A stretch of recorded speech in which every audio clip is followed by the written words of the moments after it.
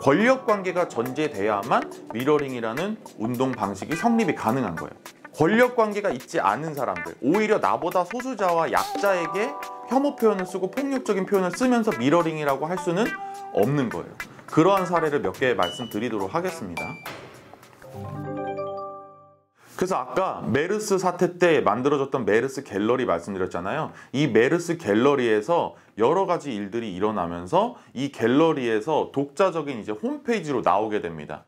그러면서 이갈리아의 딸들이라는 책과 메르스 갤러리의 메가 붙어서 메갈리아가 이름이 만들어집니다. 그리고 이 메갈리아는 여러 가지 다양한 얘기들을 했는데 여성 이슈가 중심이었지만 성소수자나 장애인, 이주민, 다양한 소수자에 대한 이야기가 동시에 나오고 있었어요. 우리가 요즘 말하는 교차성 페미니즘이죠. 그런데 여기서 이주민이든 성소수자든 노인이든 누구든지 간에 남성이면 무조건 깐다.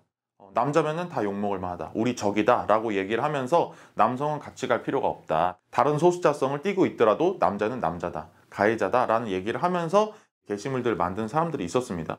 여기 메르스 갤러리에선 잘렸어요. 계속 삭제가 됐는데 이 삭제가 되는 것에 불만을 가지고 여기서 독립해서 나가게 되는 사람들이 생깁니다. 이 그룹은 워마드라는 이름을 가지고 나가게 돼요. 그리고 워마드는 여기서 자정작용이 일어나는 거, 삭제되는 내용들에 불만을 가졌기 때문에 그런 삭제 없이 소수자에 대한 혐오 표현이 그대로 올라가는 그룹이 됐죠. 이러한 상황은 아까 말씀드렸던 그 DC 인사이드라는 그 갤러리에서도 사실 일어났던 일이에요. 거기서도 자정작용이 일어나서 계속 삭제됐던 게시물들이 있었거든요. 근데 그것이 사실은 조회수는 굉장히 높았던 게시물들이 삭제됐어요. 혐오 표현으로. 그래서 그것이 일간 베스트라고 해서 그날 제일 잘 나갔던 게시물들을 따로 모으는 홈페이지를 만든 게 이제 지금의 일베입니다.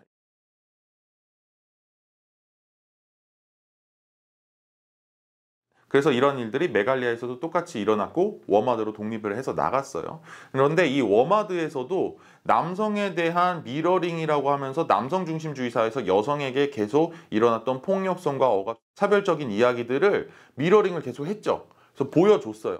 남성 중심주의 사회에서 남성들이 여성들에게 했던 말을 그대로 갚아주는 거는 그들이 했던 이야기니까 그대로 보여주는 것이니까 운동적인 차원의 의미가 있다고 할 수 있단 말이에요. 그런데 여기서 뭐라고 했냐면 이주 남성들, 난민들, 성소수자들, 트랜스 여성들에게 남성들이 여성들에게 했던 이야기의 방식 그대로 차별적이고 혐오적인 얘기를 그대로 했단 말이에요.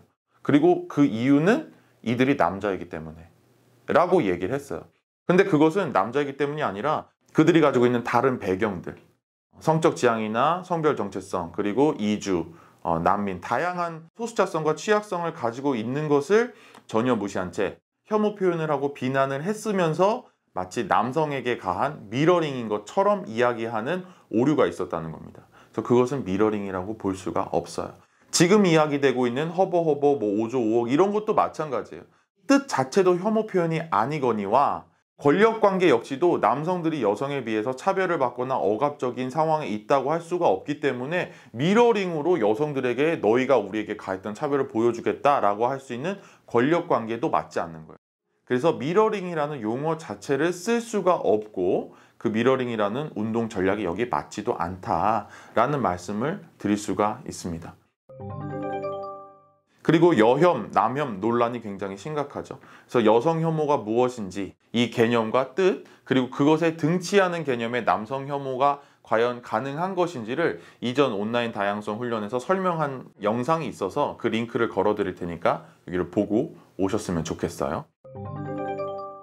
엊그저께 5월 17일이 강남역 살인사건 5주기가 되는 해였습니다. 강남역 살인사건은 여성이란 이유만으로 이렇게 위험한 사회인지 몰랐다는 사람들에게 여성이 갖는 차별과 억압과 폭력들을 인지하게 해주고 깨닫게 해주고 페미니즘의 목소리를 크게 낼 수 있게 해준 하나의 사건이었습니다.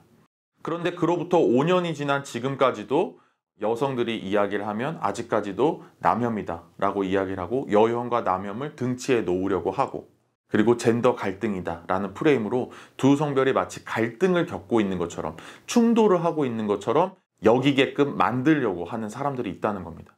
그래서 우리는 이 프레임을 제대로 볼 필요가 있습니다. 절대 이것은 갈등이 아니며 충돌이 아닙니다. 여성이 겪고 있는 사회를 정말 제대로 인식하지 못하고 있고 무엇이 차별이고 무엇을 우리가 혐오라고 부르고 있는지 인식하지 못하고 있는 상황들, 그것이 가장 큰 문제라고 할 수 있습니다. 이 사회가 차별을 반대한다, 국가가 차별을 용인하지 않는다라고 하는 차별금지법의 제정이 중요한 이유도 무엇이 차별인지를 알려주는 법이기 때문입니다. 그래서 우리는 무엇이 차별이고 무엇이 혐오이고 우리가 무엇을 반대해야 되는지 계속 알 수 있는 사회로 가야 된다라는 말씀을 드릴 수 있고요. 남성도 여성과 싸우거나 성평등 페미니즘이랑 싸울 게 아닙니다. 나를 진짜 힘들게끔 하는 그 체계가 있다는 것을 분명히 알아주시고 함께 차별과 혐오와 싸워주시는 우리 모두가 될 수 있기를 부탁을 드리면서 이번 영상을 마무리하도록 하겠습니다. 계속해서 한국다양성연구소의 온라인 다양성 훈련 관심 많이 가져주시고 지금처럼 질문과 피드백을 댓글이나 카카오톡 채널을 통해서 보내주시면 영상으로도 만들어드리고 피드백도 드리고 하니까요. 계속 많은 관심과 참여 부탁드리도록 하겠습니다. 감사합니다. 수고하셨습니다.